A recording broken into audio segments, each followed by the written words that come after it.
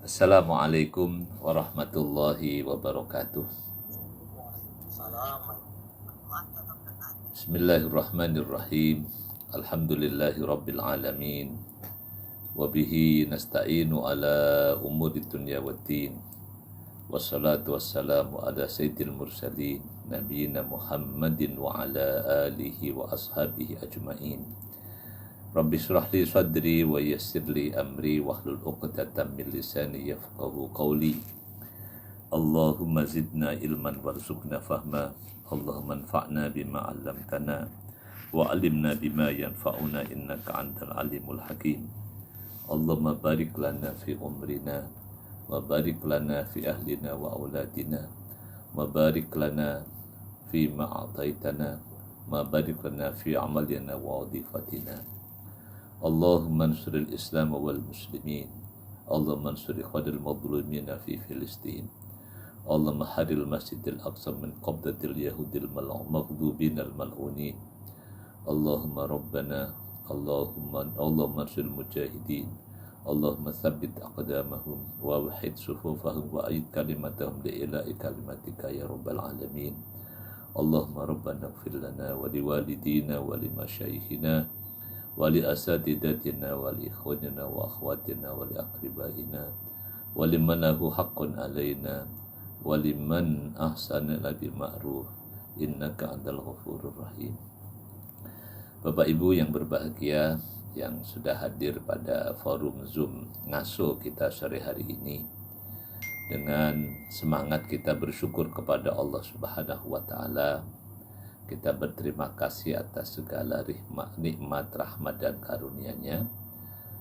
Kita diberikan kesehatan, kesempatan, keselamatan, tinggal di negeri ini, negeri Indonesia yang aman, damai, tentram. Kita syukuri dengan segala apa yang bisa kita lakukan untuk mendapatkan cinta dan ridha Allah Subhanahu wa ta'ala. Sholawat salam kita sampaikan untuk Rasulullah sallallahu alaihi wasallam beserta keluarga, para sahabatnya, dan umat yang istiqomah ila yaumil qiyamah. Sore hari ini insyaAllah kita akan lanjutkan ngaso kita. Jadi ngaso kita masih di kitab, membaca kitab Syarah Nasaihul Ibad yang merupakan syarah dari kitab Al-Munabbihat. Karya aslinya adalah Imam Ibnu Hajar Al-Asqalani yang disyarah oleh Syekh Nawawi Al-Bantani, dan kita akan melanjutkan membaca di bab Al-Humasi, bab nasihat yang makalah yang isinya ada 5 poin. Di sore hari ini kita akan baca makalah yang ke-20 insyaallah. Kalau yang bisa ditampilkan di PDF ini hanya asli yang dari kitab Al-Munabbihat, belum ada syarahnya. Bismillahirrahmanirrahim. Qala al-muallifu rahimahullahu ta'ala wa naf'ana bihi wa bi ulumihi fid dharain amin. Wal maqalatul ishrun an Hatimil Asam rahimahullah annahu qala al-ajalatu minasyaitani illa fi khamsi mawadi'a fa innaha min sunani rasulillahi it'amud dhaifi idha nazala wa tajhizul mayyiti idha mata wa tazwijul binti idha balagat wa qada'ud daini idha wajaba wat-taubatu minadh-dhunubi idza farata. Ini yang di teks aslinya, dan nanti kita akan membaca. Saya akan membaca yang di kitab Syarah Nasaihul Ibadnya. Kalau yang pegang bukunya, baik yang terjemahan maupun yang kitab kuning, bisa sama-sama disimak. Kalau ada yang nanti kurang, bisa nanti kita diskusikan. Wal maqalatul ishrun, makalah, nasihat, ungkapan. Jadi ini udah jadi bahasa Indonesia. Jadi kalimat al-maqalah dari kata dasar kola, kowala, kola yakulu. Jadi kemudian ada turunan katanya adalah al-maqalah. Jadi kalau ungkapan, perkataan, nasihat, al-ishruna yang ke-20 dari bab al-khumasi. An Hatim al-Asom. Hatim al-Asom ini diantara tokoh sufi, tokoh sufi pada sekitar awal abad ketiga, karena kalau di biografinya ini beliau wafat pada tahun 240 Hijriah. Jadi eranya ada di sana, nanti ada para imam hadis ya era itu, Al-Bukhari, Muslim ya hidup pada era itu. Jadi teman kalau di itu Al-Balhi itu juga hidup pada masa era ini. Jadi sering disebut sebagai Luqmanu hadhil ummah, sekali disebut begitu. Jadi Al-Wa'id An-Natiq bil Hikmah Al-Asom, jadi suka disebut Luqmanu hadhil ummah, Luqmannya umat sekarang. Jadi Luqmannya umat Muhammad, jadi orang yang memberikan nasihat-nasihat bijak. Dan kita sempat membaca di awal kitab ini tentang cerita label Al-Asom ini, yang dalam cerita itu adalah karena akhlak beliau yang dengan pura-pura Al-Asom, pura-pura gagu, jadi untuk menutupi aib orang yang terbuka aibnya di hadapan Hatim. Wallahu alam. Jadi ini satu akhlak yang sangat penting, jadi menutup aib orang lain. Ini bukan malah membuka-buka aib atau bahkan merendahkan orang lain. Bahkan ini orang yang sudah ketahuan aibnya oleh Hatim itu ditutupin sampai aib itu tidak menjadi penyebab minder orang yang punya kekurangan itu. Wallahu alam, itu cerita yang pernah kita baca ya. Hatim al-Asom rahimahullah, annahu qala, bahwasannya Hatim al-Asom, bahwasannya Hatim al-Asom qala, berkata Hatim al-Asom. Kata Hatim, al-ajalatu ay al-isra'u fil umur. Al-ajalatu bersegera, ada makna terburu-buru. Ya, seringkali dalam ungkapan yang populer, al-ajalatu minasyaiton, tergesa-gesa adalah di antara pekerjaan setan. Al-isra'u fil umur, bersegera, terburu-buru. Jadi memang agak tipis-tipis ya antara bersegera yang dianjurkan dalam agama, wasari'u, ada fastabiqul khairat, ada al-ajalah, terburu-buru. Ini kalau nanti perbedaannya ada pada manajemen waktu.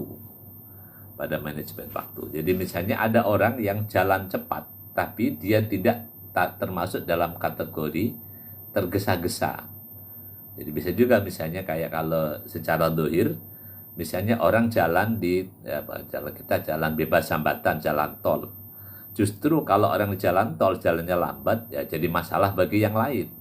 Karena di jalan itu harus kecepatan minimal 60 misalnya gitu. Itu tidak termasuk al-ajalah. Tapi kalau orang di jalan kampung, di jalan gang, kecepatan di atas yang wajar, misalnya apalagi sampai 60, itu bisa dikatakan orang yang pecicilan gitu ya. Orang yang kalau di jalan di gang ngebut-ngebut gitu ya. Jadi ini kalimat yang bisa nanti sangat relatif ya, tentang al-ajalah dengan al-musaro'ah, bersegera.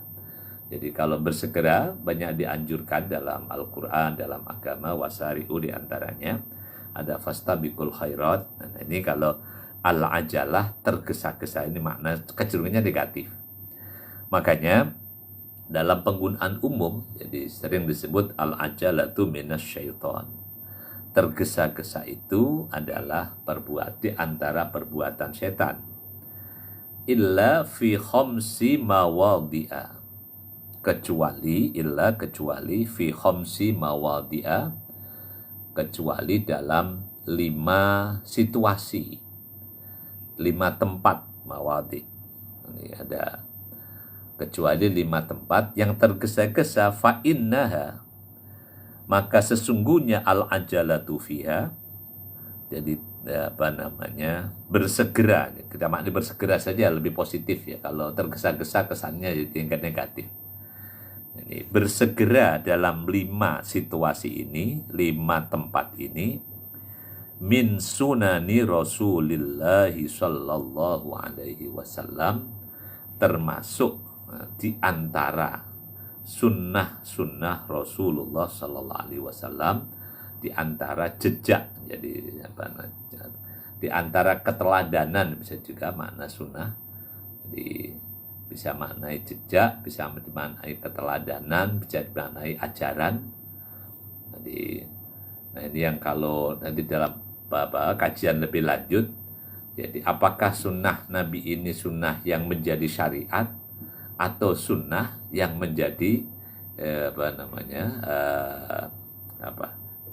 basyariah ya, sisi kemanusiaan Nabi, atau dia menjadi sesuatu yang makruf sesuai dengan kaumnya. Nah ini semuanya bisa dari Nabi, tapi nanti tentang syariat atau bukan ya tergantung dari ada nggak ajarannya dalam perintah Nabi atau dalam ajaran Islam. Jadi tentang sunnah ini kalimat yang bisa maknanya bisa macam-macam ya di dalam mustalahat ya. Ada sunnah menurut ulama hadis, ada sunnah menurut ulama usul fikih, ada sunnah menurut ulama fikih, nanti ada sunnah itu menurut ulama ilmu tauhid. Agak jauh juga kalau ilmu tauhid, kata sunnah ini lawannya kata bid'ah, makanya ada ahlus sunnah dengan ahli bid'ah itu. Enggak, itu terminologi dalam ilmu tauhid ya. Kalau sunnah dalam terminologi ilmu fikih, nah itu ajaran agama, perintah tapi tidak ilzam, tidak ada ancaman bagi orang yang meninggalkannya. Perintahnya ada, tapi bagi yang meninggalkan tidak ada ancaman dosa di sana, kecuali kalau ada unsur kesengajaan atau unsur penolakan, i'rad. Itu definisi yang kalau di pelajaran agama dulu ya, sunnah dalam pengertian fikih kan hukum Islam yang kalau dikerjakan dapat pahala, kalau tidak dikerjakan ya tidak dapat dosa. Dulu definisi dasarnya itu ya. Oke, tapi ini dalam pengertian sunnah yang merupakan teladan atau jejak atau ajaran Rasulullah Sallallahu Alaihi Wasallam. Nah, 5 perkara, 5 situasi, 5 tempat yang bersegera ini menjadi sunnah Nabi, bukan menjadi bagian dari amalus syaiton. Ini diungkapkan. Yang pertama adalah it'amud dhaifi idza nazala. Yang pertama ini. Jadi di antara sunnah untuk bersegera dilakukan adalah it'amud dhaifi, memberi makan. It'am dari to'am, to'amun makanan, it'am ngasih makan.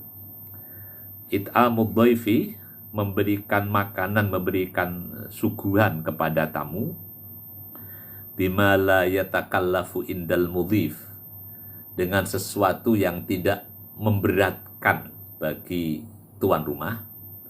Idza nazala, ketika tamu itu singgah di rumahnya.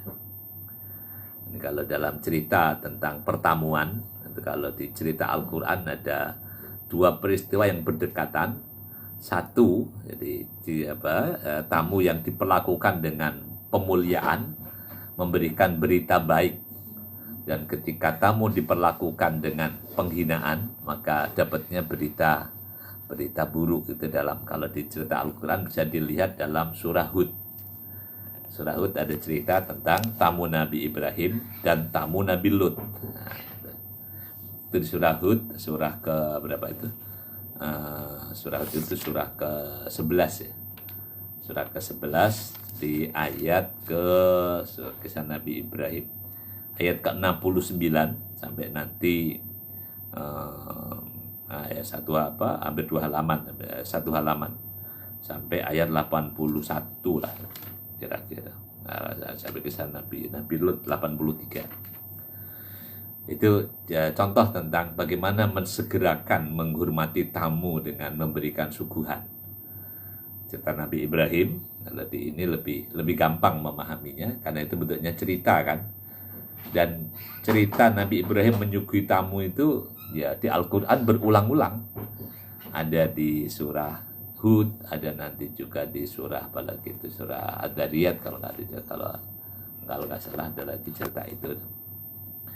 Jadi begitu datang tamu ke Nabi Ibrahim maka disebutkan ayat ke-69 fama labisa an ja'a bi ijlin hanid. Maka tidak lama kemudian Nabi Ibrahim datang dengan menyuguhkan daging sapi bi ijlin hanid. Daging masih anak sapi sebenarnya, al-ijl itu kan pedet. Masih sapi muda yang dipanggang atau dibakar. Jadi itu contoh yang karena pemuliaan tamu yang begitu luar biasa Nabi Ibrahim, maka dalam cerita di situ adalah Nabi Ibrahim kemudian mendapatkan berita dari para malaikat yang mampir ke rumahnya itu dengan berita bahwa Sarah akan dikaruniai anak yang bernama Nabi Ishak, dan dari Nabi Ishak nanti akan ada keturunan yang bernama Yakub. Fabasyar Nabi Ishak wa miwara Ishaq Yakub. Beritanya berita positif ketika tamu mendapatkan penghormatan, pemuliaan yang luar biasa lah gitu. Jadi karena memang tamu ini kan zaman saya kecil ada tamu itu paling seneng. Karena kalau nanti yang nggak biasa ada itu begitu ada tamu nanti ada. Dan kalau tamunya pulang nanti menjadi rezekinya anak-anak yang di rumah. Nah, dalam cerita berikutnya, ketika tamu yang datang Nabi Ibrahim itu kemudian datang ke rumah Nabi Lut, di ayat ke-77, nah itu ada kalimat, a'udzubillahi minasyaitonir rajim, bismillahirrahmanirrahim, walamma ja'at rusuluna luton si abihi. Nah, itu kan, si abihi. Ketika utusan-utusan kami datang ke Nabi Lut, nah, kemudian tamu itu, utusan itu si abihim diperlakukan dengan buruk. Nah, maka cerita, kalau singkat cerita, perlakuan buruk itu yang kemudian ya menjadi awal dari bencana yang dialami oleh kaum Nabi Lut sampai akhirnya mereka dimusnahkan pada malam itu. Cerita ini wallahu alam ya. Ini sekilas tentang bagaimana memperlakukan tamu.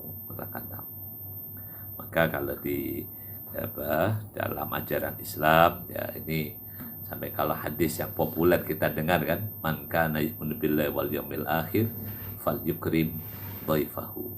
Itu yang populer kita dengar. Nah, di syarahnya Syekh Nawawi Al-Bantani menyebutkan wa an Abi Hurairah radhiyallahu anhu anna Rasulullah sallallahu alaihi wasallam qala. Dari Abu radhiyallahu anhu bahwa Rasulullah SAW bersabda, man at'ama akhahul muslima. Man at'ama, barang siapa yang memberi makan, memberi makanan, it'am, memberi to'am, akhahu kepada saudaranya al-muslima, saudara muslim. Ini maksudnya ya bukan saudara nasab, bukan saudara kandung, ini saudara muslim. Syahwatahu, jadi makanan yang disukainya. Makanya jadi nggak salah juga misalnya kalau belum tahu makan yang disukai oleh tamu misalnya, ya belum kalau ada bisa ditanya misalnya, kalau misalnya mau ngasih minum, mau minumnya yang manis apa yang tawar misalnya itu kan. Kalau Misalnya sekarang udah mulai sebagian orang meninggalkan dunia manis misalnya, ya itu kan perlu ditanya mau yang manis apa yang pahit kopinya misalnya. Jadi syahwatahu, yang dia menyukainya. Nah, bila perlu misalnya, jadi sebelum tamu datang, ketika ada janjian mau tamu yang datang ke rumahnya, ya apalagi dia di luar kota atau apa, searching dulu yang biasa dia sukai apa, yang dia sukai apa. Dan kalau makanan yang dia sukai apa, karena bisa jadi kan makanan yang disukai oleh tuan rumah belum tentu yang disukai oleh tamu, karena beda lingkungan. Jadi misalnya kalau secara umum, kalau orang Jawa suka makanan yang agak manis, kalau orang Minang suka makanan yang agak pedas misalnya gitu. Ya ini kalau orang Jawa punya tamu Minang gimana gitu. Ya yang dipakai adalah yang membuat tamunya berselera. Yang buat tamunya berselera. Nah, ini ya, nanti kalau pengen jadi orang yang berselera dengan suguhan para tuan rumah, ya ada kaedah yang sangat mudah, yaitu dengan mengubah mindset kita bahwa kalau yang disuguhkan oleh tuan rumah itu adalah merupakan takrimatan, jadi penghormatan oleh tuan rumah kepada tamu, dan pas dia kemudian mindset kita ingatkan bahwa ini pasti paling enak yang dimiliki oleh tuan rumah untuk diberikan kepada tamunya. Insya Allah itu jadi enak. Jadi ini kalimat Nabi, jadi memberikan makanan kepada saudaranya yang disukainya, Jadi ya, bila perlu tadi di searching, ditanya, dipelajari yang disukai itu makanan apa. Nah itu yang disuguhkan. Nah, maka harramahullahu ta'ala 'alan nari.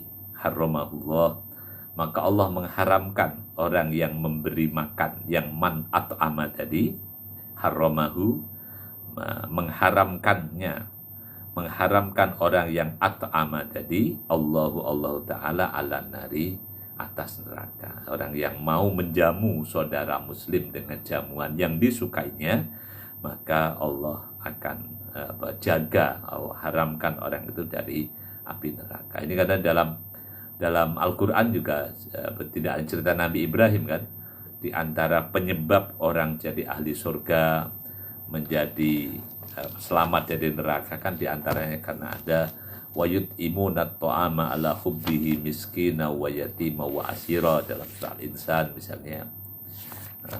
Jadi Al-Insan tentang ngasih makan, wayut imunat to'ama ala hubbihi miskina wa yatima wa asira, ayat ke-8.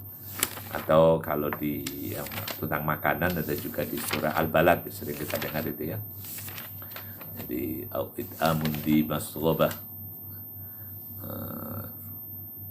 au it'amun fi yaumin di masrobah au it'amun fi yaumin di masrobah yatiman da makrobah au miskinan da, tentang memberi makan. Jadi banyak penjelasan dalam Al-Quran maupun dalam hadis Nabi keutamaan memberikan makan, terutama ini kalau sudah ada tamu. Jadi kalau SOP Nabi Ibrahim ya begitu ya. Jadi betapa cepatnya ada tamu yang kemudian disuguhkan daging sapi, anak sapi, jadi ijil, daging pedet itu bisa dalam waktu singkat jadi bisa menyuguhkan kepada tamu. Itu yang hadis yang disebutkan. Akhrajahu Al-Baihaqi, riwayat Al-Baihaqi. Hadis ini dirilis, akhrajahu telah merilisnya Al-Baihaqi, Imam Al-Baihaqi.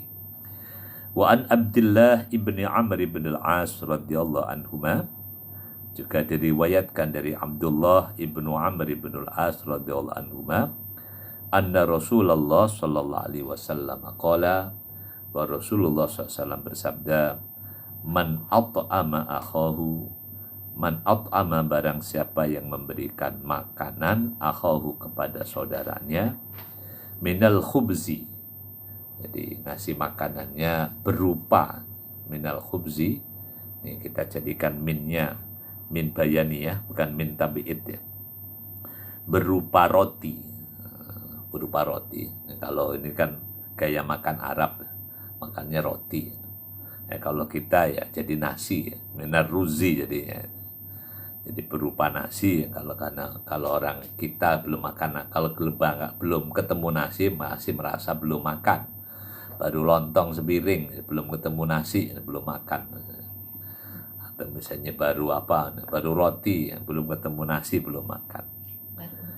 Jadi ini memberi makan, ini konteksnya ya, karena masyarakat Arab yang makannya makan roti, hatta yushbi'ahu, ngasih makan roti sampai mengenyangkannya, hatta sehingga yushbi'ahu, mengenyangkan saudaranya itu. Jadi ini sampai kenyang dikasih makan roti. Nah kalau roti kita ini yang kita konsumsi lama kenyangnya karena rotinya ngembang gitu ya. Kalau roti model yang roti Arab itu selembar memang kenyang juga itu kalau untuk ukuran kita. Roti padat gitu. Apalagi yang teman-teman Mesir itu pakai ish gitu ya. Ish liya ish, makan ish untuk ya ish gitu. Nah, ini sampai ya kenyang. Nah, ini sampai kenyang. Wasaqahu, tidak hanya dikasih roti tapi juga wasaqahu, dan dia berikannya minum minal ma'i, berupa air, dikasih minum juga. Kalau kasih roti gak ada minumnya bisa keseretan, nanti gak bisa menelan. Jadi ya, ini kalau cara ngasih minum ini ada tradisi yang agak berbeda kan. Kalau dalam tradisi kita tamu datang dikasihnya kasih teh kopi. Ini kalau dalam tradisi Arab teh kopi ini minuman penutup. Jadi kalau sudah tamu dipersilakan pulang itu ya keluarlah. Begitu keluar teh atau kopi ya senazala Jibril sudah turun ya harus segera pamit meninggalkan jamuan. Kalau dalam tradisi Arab, jadi itu kalau dipakai di sini ya berantakan.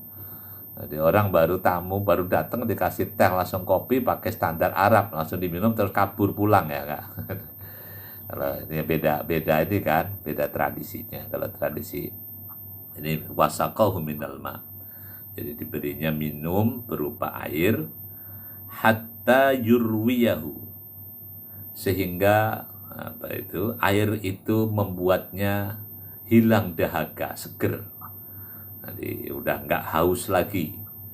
Yang tadinya haus dikasih makan roti, dikasih minum air sampai akhirnya hilang dahaganya. Nah, orang yang menjamu tamu dengan memberikan makan dan minum sampai hilang lapar, hilang dahaga ini, ba'uda minan nari, akan jauh dari neraka. Ba'uda, akan jauh minan nari, dari neraka. Sab'a khonadika, sab'a khonadika, ini sampai tujuh khonadik itu ada khondak ya, parit. Jadi kita ada dalam sejarah Islam ada perang khondak gitu. Nabi menggali parit, nah jamaknya khonadik. Jadi sampai dijauhkan jauh 7 parit. Kullu khondakin, setiap khondak, setiap paritnya itu masih rotu perjalanan sab'imi ati amin, 700 tahun kali 7. Nah, ini dijauhkan dari neraka dengan amalan menjamu tamu. Ini kalau di cerita lain ini kalau yang sempat membaca kitabnya Tuhfatul Maulud Ibnul Jauzi, itu juga ada penjelasan tentang salah satu amalan untuk mendapatkan karunia Allah bagi mereka yang lama berumah tangga belum punya anak, itu adalah diantaranya dengan menjamu tamu, dengan tadi mengambil background cerita Nabi Ibrahim alaihissalatu wassalam. Nabi Ibrahim yang udah sekian tahun menanti agar punya anak itu, maka berita dikarunia anak diberikan setelah Nabi Ibrahim menjamu tamu. Nah itu yang kemudian oleh Ibnul Jauzi diambil jadi salah satu referensi lah, bahwa amalan untuk mendatangkan karunia Allah berupa rizki anak itu Di antaranya adalah dengan menjamu tamu. Kalau itu kan malaikat yang datang bertamu ke Nabi Ibrahim. Nah, gimana kalau kita misalnya? Ya bisa misalnya dengan mengundang orang untuk datang bertamu ke rumahnya atau apa misalnya gitu. Apalagi kalau ada tamu, nah itu dengan cara dijamu yang apalagi dengan misalnya standar yang disebutkan dalam hadis ini. Jadi menjamu tamu, makan sampai kenyang, lalu dikasih minum sampai tidak kehausan. Nah, itu moga-moga gitu kan, dengan amalan itu, dengan penuh harap kepada Allah, semangat meneladani Nabi Ibrahim alaihissalatu wassalam, semoga gitu kan. Jadi cerita yang pernah terjadi pada keluarga Nabi Ibrahim bisa diulang kembali dalam cerita kehidupan masa kini, kehidupan masa yang akan datang, itu untuk mendapatkan karunia anak dari Allah Subhanahu wa taala. Wallahu alam, itu ya cerita tentang memuliakan tamu. Memuliakan tamu itu kalau di sini yang disampaikan oleh Syekh Nawawi, hadis tentang memuliakan tamu dengan menjamu itu bisa menjauhkan orang dari neraka dengan jarak yang sangat jauh. Akhrajahun Nasa'i wa Tabarani wal Hakim wal Baihaqi. Akhrajahu, telah merilis hadis ini, An-Nasa'i, Imam An-Nasa'i, wa Tabarani, Imam Tabarani, wal Hakim dan Al-Hakim, wal Baihaqi dan Imam Al-Baihaqi. Ini yang pertama. Jadi bersegera yang bukan ini ya, bukan minasyaiton, tapi ini bersegera yang min sunani Rasulullah sallallahu alaihi wasallam. Jadi ini makanya kalau bab menjamu tamu itu, apalagi kalau tamu yang sudah ada janjian, wah itu tuan rumah nunggu-nunggu itu. Apa yang bisa dipersiapkan itu diantaranya ya standar jamuan apa yang didahulukan itu. Masing-masing daerah punya standar beda-beda apa ya, mungkin berbeda ya. Misalnya ada yang jamunya dikasih minum dulu, kasih makan dulu, nanti ada penutupnya dessert apa misalnya gitu. Nah itu macam-macam, silakanlah. Ada yang ya ini sesuai, kalau misalnya cerita dulu ada salah seorang ustadz yang akhirnya dia pengurus masjid yang kemudian sekarang banyak ditiru orang. Jadi gara-gara pernah khutbah Jumat yang karena jaraknya jauh, sampai akhirnya ya agak di tempat itu sudah dari pagi dia belum sarapan, di masjid yang jauh akhirnya nggak ada apa-apa.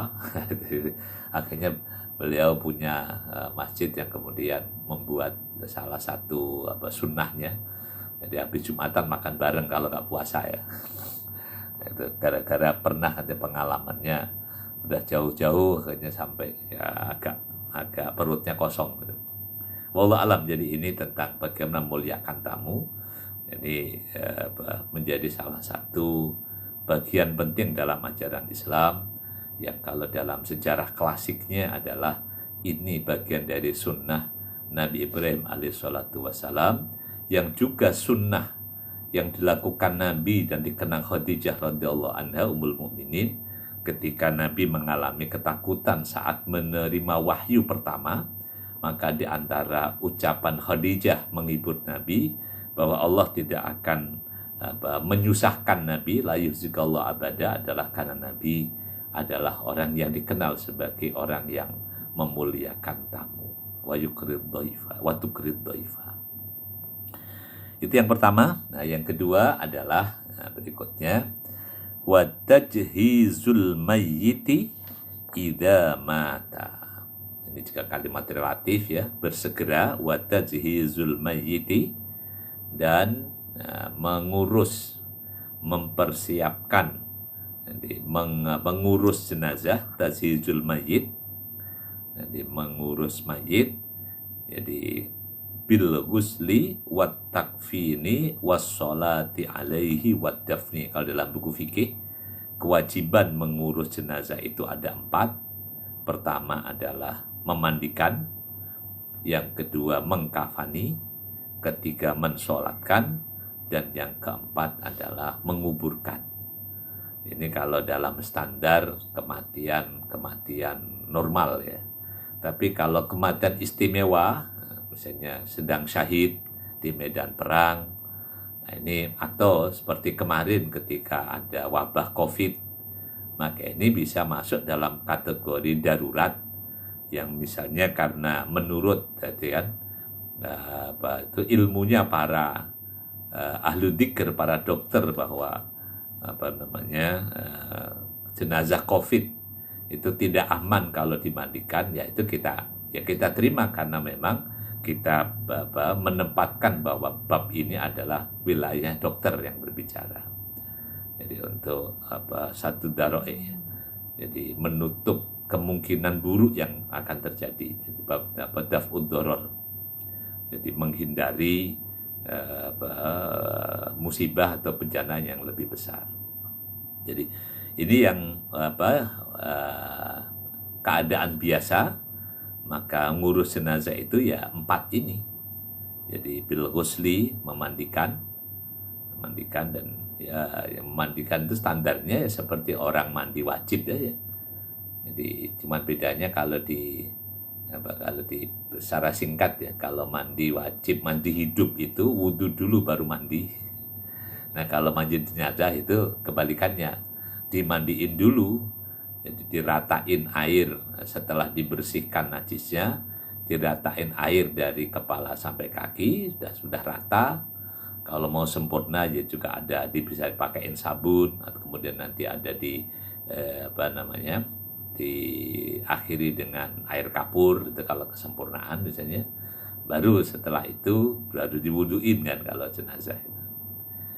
Jadi biasanya ini sudah memang tidak semua orang mampu memandikan jenazah, maka biasanya di kampung-kampung ada, kalau di Jawa ada Pak Mudin, kalau di sini di Pondok Gede ada Pak Amil ya. Nah, ini bil ghusli wat takfin, memberikan kafan. Kafan ini kalau yang standar minimalnya ya sehelai yang bisa menutup dari kepala sampai kaki. Kalau sempurnanya 3 helai kafan, 3 helai kain. Ada yang kelengkapannya nanti ada dibuatkan sorban, ada dibuatkan baju, kamis dan imamah. Nah, kalau wanita ya dibuatkan kerudungan. Wallahu alam ini kafan. Jadi nggak boleh juga berlebih-lebihan, seperti Abu Bakar radhiyallahu anhu yang ketika sudah mendekati kematiannya, dia cuci salah satu kain bajunya, yang kemudian pesan bahwa itu yang nanti untuk kafannya. Ketika ditanya kenapa nggak pakai yang baru saja, jawabannya simpel, bahwa kain yang baru lebih cocok bagi yang masih hidup. Itu pilihan Abu Bakar. Wat takfin, memberikan kain kafan. Dan ini kalau yang dalam bab infak sodakoh, kain kafan itu nggak ada kantongnya, ya, modelnya begitu-begitu aja. Tapi ini juga menarik ya bagi yang masih belum mau berbusana muslim. Itu insya Allah kalau dia muslim, nanti kalau mati insya Allah pakai busana muslim semua.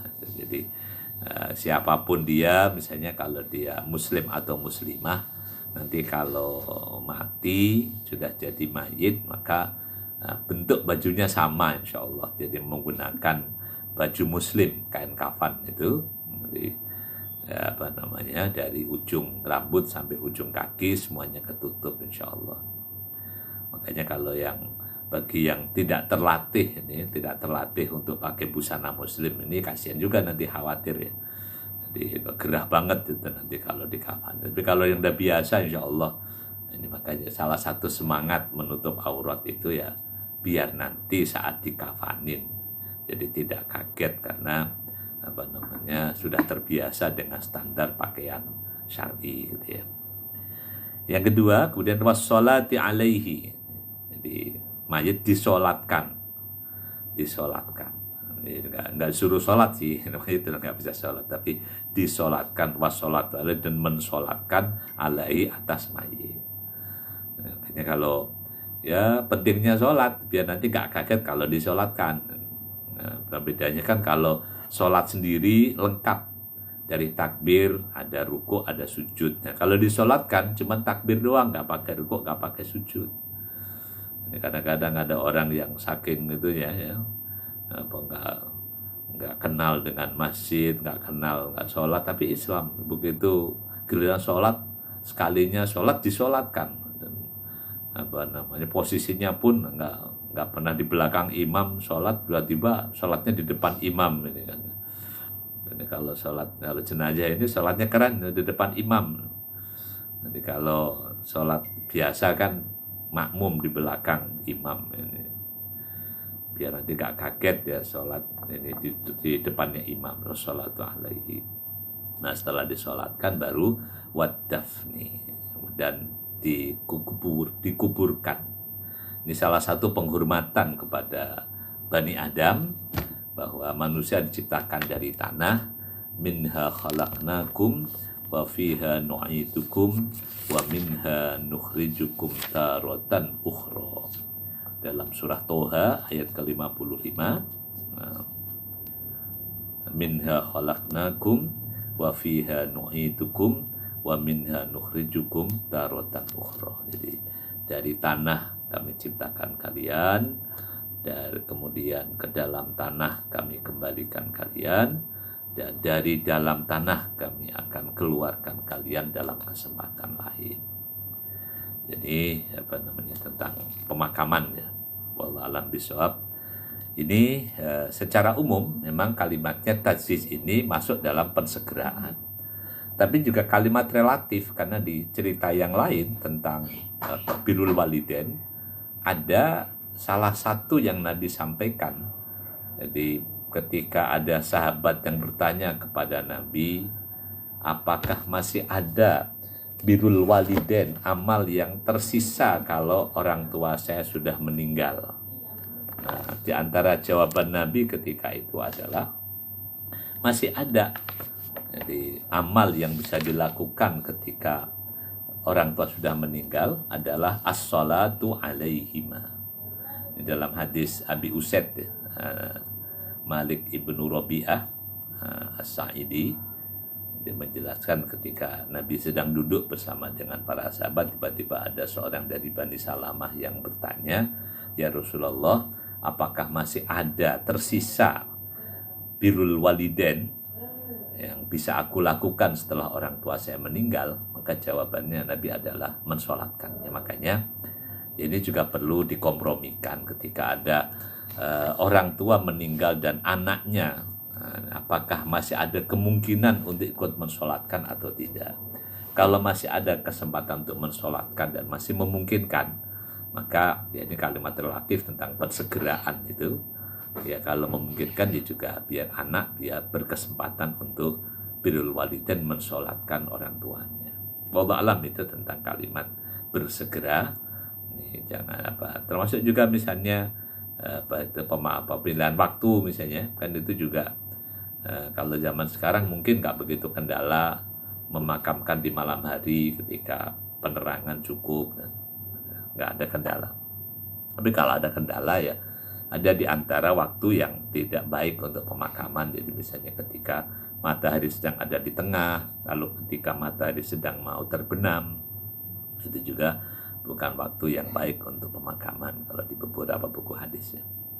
Idza mata, jadi ketika sudah yakin bahwa orang itu mati, makanya ada istilah, jadi jangan dikubur sebelum orang itu mati, jangan dimandikan sebelum betul-betul orang itu yakin mati.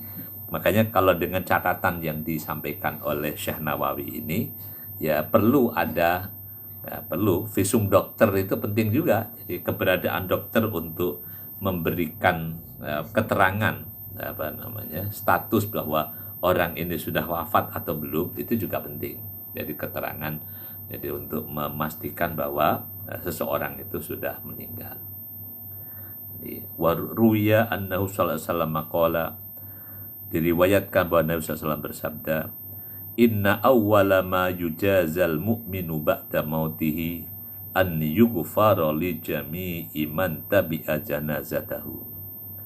Inna awwala, sesungguhnya pertama kali, ma yujazal mu'min, apa yang diberikan balasan kepada orang mukmin oleh orang mukmin ba'da mautihi, setelah kematiannya, an yughfaro, untuk diampuni, adalah ampunan, li jami'i, bagi seluruh man tabi'a janazatahu, orang yang mengantarkan jenazahnya.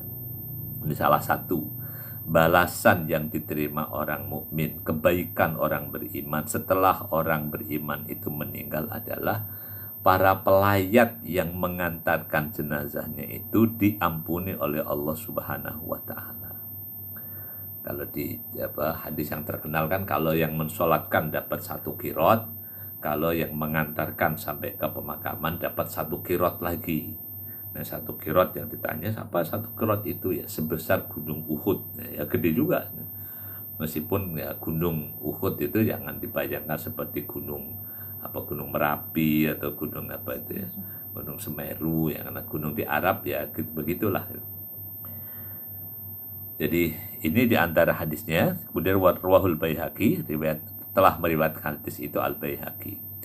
Waruwiya annahu qala, waruwiya, dan diriwayatkan annahu sallallahu alaihi wasallam, bahwa Nabi SAW qala, bersabda Rasulullah sallallahu alaihi wasallam, idza mata ar-rajulu, idza mata, ketika sudah mati, ar-rajulu, seorang pria, min ahlil jannah, pria ahlul jannah, ada orang soleh meninggal, istahyallahu, istahya Allah, istahyallahu, Allah malu azza wa jalla, an yu'adziba, Allah malu untuk mengadab, memberikan hukuman, memberikan siksaan, man hamalahu, orang yang memikul. Nah, ini kalau sekarang nggak mikul, dia bawa ambulan. Tetap aja ada saatnya menggotong dari masjid sampai ke halaman masjid, itu kan juga ada digotong. Jadi kalau misalnya memungkinkan untuk nggak usah pakai ambulan, misalnya digotong, ya ini akan memberi kesempatan kepada banyak orang untuk mendapatkan ampunan Allah, agar tidak disiksa Allah, apalagi kalau itu orang soleh, orang ahlul jannah. Makanya dalam cerita misalnya, kalau ada orang-orang soleh yang meninggal, orang berebut untuk ikut memegang atau memikul kerandanya, sampai akhirnya kesannya keranda itu yang berjalan di atas pundak para pelayat. Jadi orang berebut, ya inilah diantara penjelasannya kenapa orang pada berebut untuk bisa mengangkat keranda orang soleh. Ini karena diantara ini hadis yang dikatakan Ad-Dailami, bahwa Allah malu memberikan azab kepada orang yang menggotong jenazah orang soleh itu. Jadi ini makanya kalau suka berebutan itu yang menggotong, ya kan, orang soleh. Coba kalau orang salah, kalau orang salah pada nggak ada yang mau. Tapi kalau orang soleh, insya Allah gitu kan. Sampai zaman COVID aja kemarin, ketika yang misalnya yang meninggal orang soleh, tetap aja orang itu pada berebutan untuk bisa ikut menggotong kerandanya. Ini wa man tabi'ahu, dan orang yang mengiringinya. Ini bukan hanya yang membawanya. Jadi Allah malu untuk memberikan adab kepada man hamalahu, yang pertama yang membawanya, wa man tabi'ahu, orang yang mengiringinya. Nggak bisa ikut gotong, tapi masih bisa ikut mengiringi, mengantarkan jenazah itu. Dalam cerita kan banyak, misalnya dulu kalau yang terkenal katanya di Jakarta, ketika Ki Abdullah Syafi'i wafat, dari Tebet sampai Jatiwaringin misalnya gitu ya, itu orang yang mengantarkan jenazahnya, wa man shalla alaihi, dan orang yang mensolatkannya. Ya, itu kan orang suka bertanya, dia orang soleh kenapa orang pada berebutan nyolatin? Kan dia udah soleh, kenapa masih berebutan doain? Nah, justru inilah mendoakan dan mensolatkan orang soleh itu, karena ini orang yang mensolatkannya punya harapan agar dengan ikut mensolatkan ahlul jannah, Allah berkenan tidak memberikan hukuman kepada orang yang mensolatkan ini. Jadi bukan karena Ya, logikanya gimana, orang itu orang soleh kenapa masih pada rebutan nyolatin? Nah, ini justru yang mendapatkan keuntungan ketika orang soleh itu meninggal. Ini tentang keutamaan orang soleh, ya, keutamaan ahli jannah. Sampai wafatnya pun masih memberikan manfaat bagi orang hidup di sekitarnya. Inilah hubungan relasi orang beriman. Jadi kalau orang itu orang soleh, bukan hanya ketika masih hidup, sampai ketika wafatnya pun memberikan manfaat kepada orang-orang yang mau tadi membawa jenazahnya, mengantarkan jenazahnya, dan mensolatkan jenazahnya. Rawahu At-Tailami. Hadis riwayat At-Tailami. Oke, jadi ini yang kedua, waktunya ada ini. Kemudian yang ketiga, ini yang juga relatif ini. Kalau sekarang, wa tazwijul binti ida balagot. Nah, ini kalau nggak hati-hati bisa kena undang-undang perlindungan anak di Indonesia sekarang ini. Jadi yang disegerakan, yang min sunanir Rasulullah Sallallahu Alaihi Wasallam adalah wa tazwijul binti, menikahkan anak perempuan ida balagot, ketika anak perempuan itu sudah balik. Kalau sadar balik di kita sekarang udah mundur lagi. Kalau balik dalam pengertian agama kan, ya begitu sudah, kalau wanita sudah haid, ya udah balik. Nah, itu kalau dalam pengertian undang-undang perlindungan anak sekarang harus berapa itu? 17 ya? 17 kalau nggak salah baru boleh menikah itu bagi perempuan, atau laki-laki 20 atau 19 itu. Wallah alam ini undang-undangnya itu. Ini undang-undang sekarang ya. Jadi kalau dalam bahasa agama sih begitu sudah balik, maka orang tua berusaha untuk mensegerakan menikahkan anak perempuannya ida balagot, ketika sudah balik. An Aisyah radhiyallahu anha, dari Aisyah radhiyallahu anha, anna Rasulullah sallallahu alaihi wasallam Rasulullah SAW bersabda, man zawwaja bintan, barang siapa yang menikahkan anak perempuan, tawajjahullahu yaumal qiyamah, Allah akan memberikan mahkota kepada orang itu pada hari kiamat, tajal muluki, jadi mahkotanya para raja. Jadi memberikan mahkota raja kepada orang yang menikahkan anaknya ketika sudah balik. Ini hadis akhrajahu Ibnu Syahid. Nah, ini kalau di kita sangat relatif juga, tapi kalau dalam tradisi misalnya yang ada di kalangan para sahabat Nabi itu dulu misalnya, ya mereka berusaha untuk mensegerakan anaknya untuk bisa menikah ketika bahkan udah mendekati usia-usia balik. Oke, jadi ini kalau sekarang perlu disesuaikan dengan kultur ya, dengan undang-undang juga. Jadi jangan sampai alasan mengamalkan ini lalu melanggar undang-undang, nanti akan jadi perkara itu. Karena ada undang-undang negara yang mengatur ini. Wallahu a'lam bishawab. Nah, kemudian yang berikutnya adalah kalau ini nggak pakai undang-undang negara. Yang keempat, wa qada'ud daini idza wajaba. Nah, ini yang harus segera ini. Wa qada'ud daini, dan membayar hutang, idza wajaba, ketika sudah wajib untuk membayar. Jadi misalnya wajib membayar ketika sudah mampu dan jatuh tempo. Ini ya, kalau hutang ini memang sangat hati-hati kalau dalam agama itu. Ya ada nasihat yang iya kawadain, hati-hati dengan hutang. Fa innaha madallatun bin nahar wa humumun bil layal. Karena hutang itu adalah kehinaan di siang hari, dan hutang adalah kegelisahan di malam hari.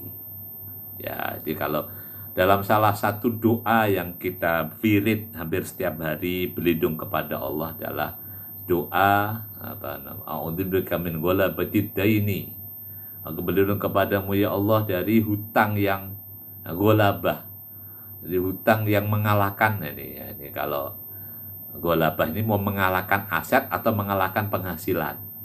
Ini kalau di negara ini jadi perdebatan cara menghitung hutang negara. Jadi ada yang menghitung hutang berdasarkan aset, maka masih dianggap nggak apa-apa karena asetnya masih lebih besar daripada hutangnya. Ini kalau kita pakai dalam ekonomi cash flow pribadi keluarga, ini riskan. Jadi orang yang masih tetap berani menghutang karena asetnya masih cukup, ini bahaya nanti begitu nggak bisa bayar hutang, aset diambil, udah jadi muflis kan, jadi orang yang pilot. Nah, kalau yang agak aman dari ekonomi itu ya orang yang menghitung utang itu dengan menggunakan perbandingan pendapatan. Artinya kalau hutangnya sudah lebih besar daripada pendapatan, ini bisa dikategorikan sebagai ghalabatid daini. Jadi hutang yang mengalahkan dirinya, hutang yang bertumpuk-tumpuk. Jadi ya kalau masih memungkinkan misalnya, jadi kalau ya, kemungkinan orang hutang iya, tapi jangan sampai hutang itu jadi mengalahkan atau lebih besar daripada penghasilan. Itu yang harus diperhatikan. Nah, oke, ini kemudian tentang hutang ya. Ini ada hadis Nabi yang terkenal, hadis matlul ghani yidulmun. Matlul ghani, mengulur-ngulur bayar hutang bagi orang yang sudah kaya, sudah mampu, sudah ghani adalah dulmun, adalah kedoliman. Artinya orang yang mengulur-ngulur bayar utang, padahal udah jatuh tempo, udah mampu, tapi diputer dulu lah misalnya gitu kan. Nah, diusahakan dulu, dipakai buat itu dulu. Nah, ini dalam kategori kedoliman. Itu Nabi, kalimatnya jelas ya. Matul ghani yidulmun. Jadi mengulur-ngulur pembayaran hutang adalah dolim. Jadi kalau dalam kaidah ini, kalau sudah jatuh tempo atau sudah mampu, ya sebaiknya membayar hutang itu disegerakan. Ya, hutang apapun, termasuk dalam kategori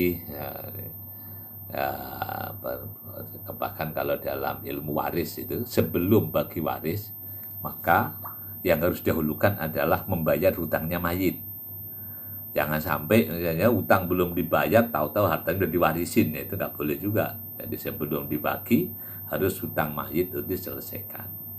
Jadi ini tentang hutang, karena hutang ini meskipun hutang dunia, ini kalau nggak selesai di dunia, itu akan nanti harus selesaikan setelah dunia. Jadi sampai ke akhirat akan terus ke bawah. Nah, kalau hukum dunia kan seringkali begitu orang misalnya orang meninggal, udah dianggap udah selesai orangnya meninggal. Tapi kalau dalam hukum agama ya belum selesai, karena hak adami ini harus nanti sampai selesaikan sampai nanti di hari kiamat. Nah, ada yang bertanya termasuk ini tentang hutang puasa. Hutang puasa atau hutang sholat yang bolong-bolong, atau alam biswab ini kalau di Bulughul Maram itu ada man mata an saumin soma anhu waliyu.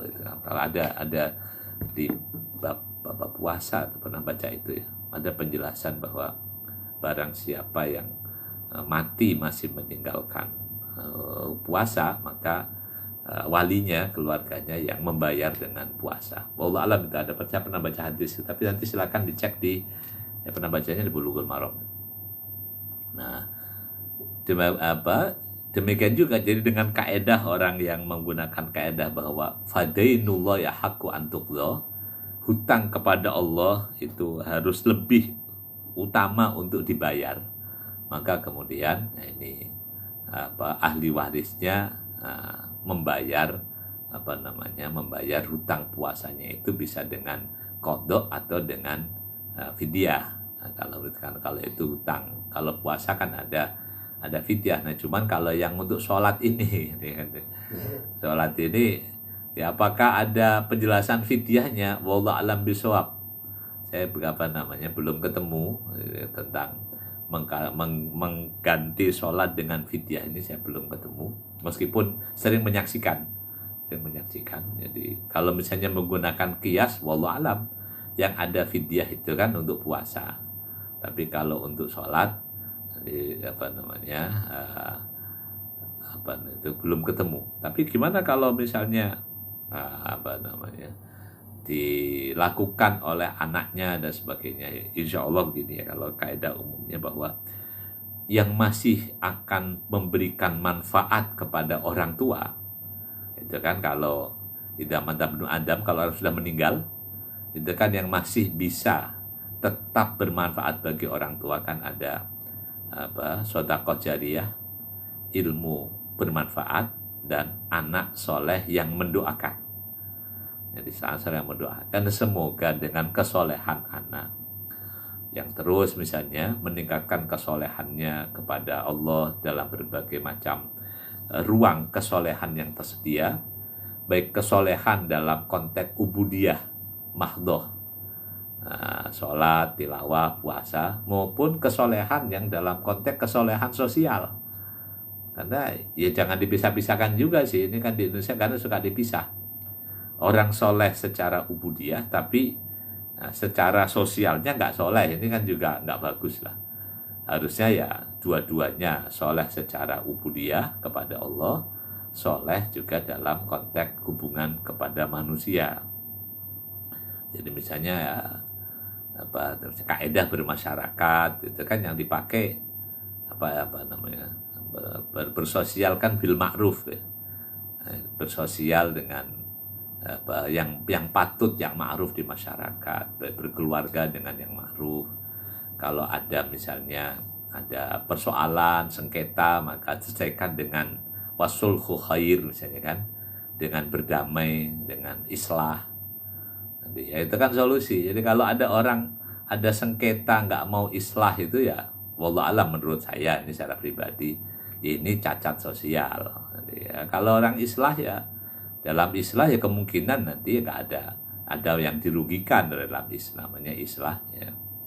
Jadi kalau itu kaidah sosial yang berlaku ya sama seperti orang tua dan anak, kan mungkin saja ada konflik, ada apa, maka ya meskipun orang tua itu misalnya yang benar ya, karena ya islahnya bagaimanalah, yang penting nanti bisa kembali damai. Nah, kalau ada orang tua ngotot nggak mau islah dengan anak, ini kan jadi problem.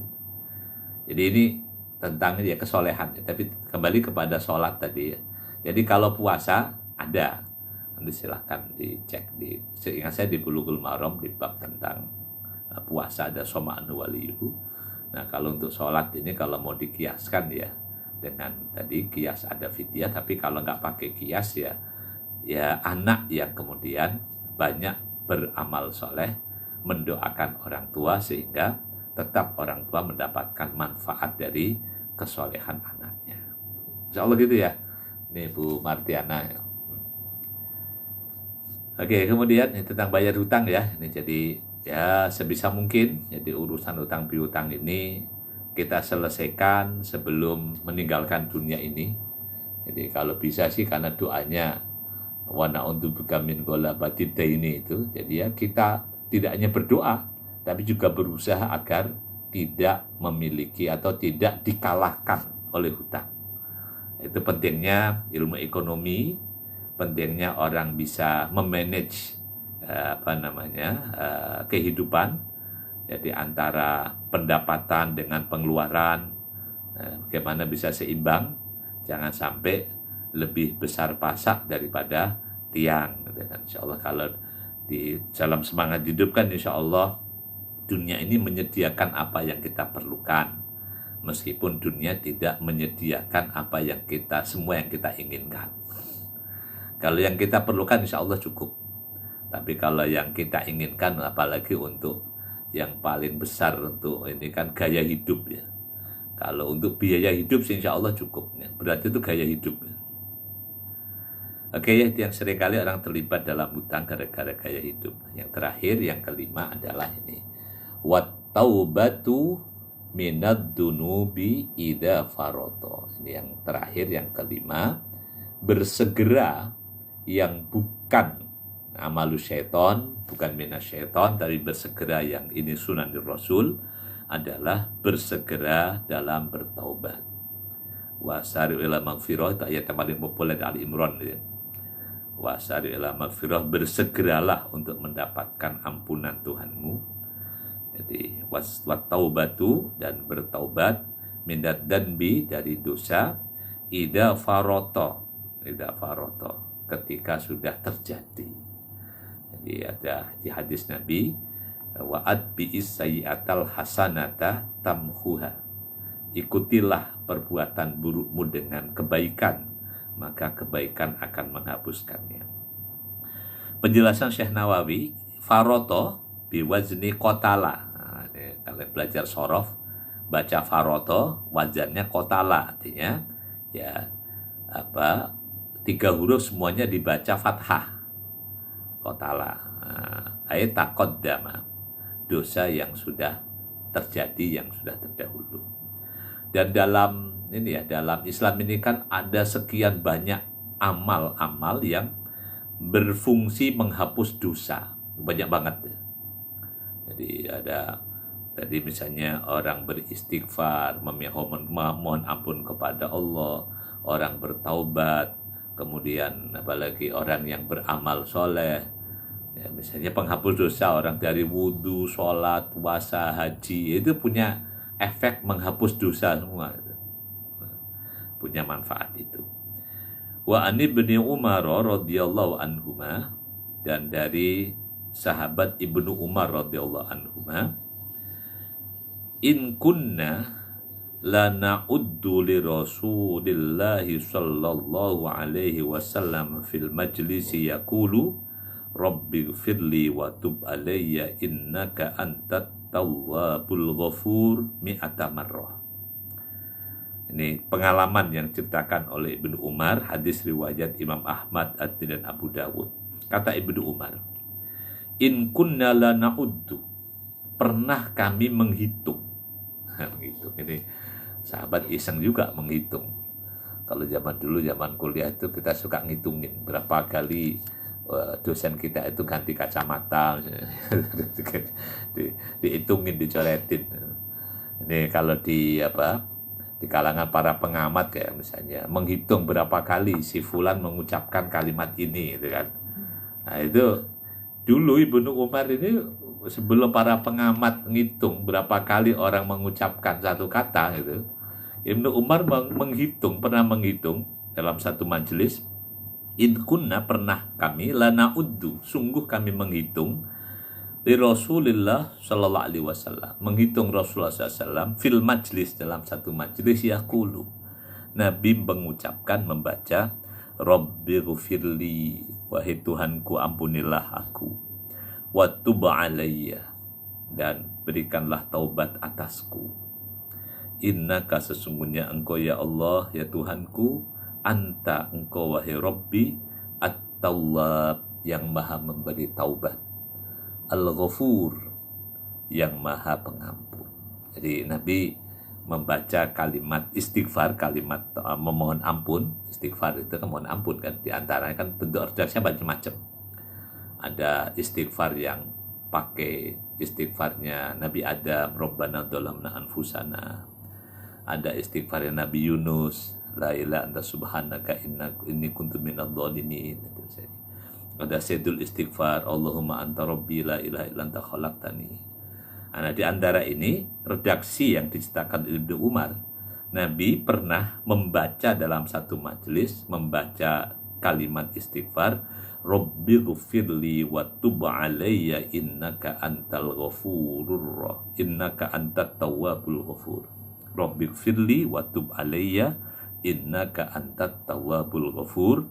Kata Ibnu Umar, Nabi membaca di satu majlis itu mi'ata marrah, 100 kali. Nah, dihitungin, ada sahabat ngitungin juga, telaten gitu.